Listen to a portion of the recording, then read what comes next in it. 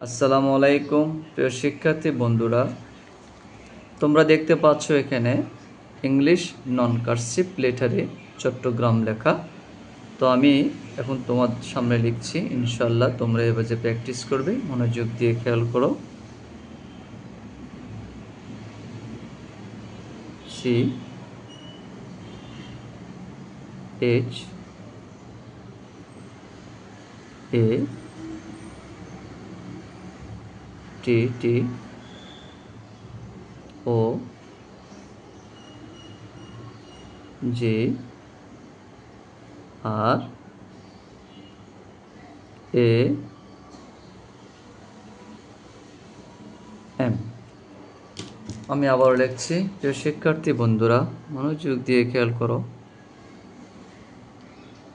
C H A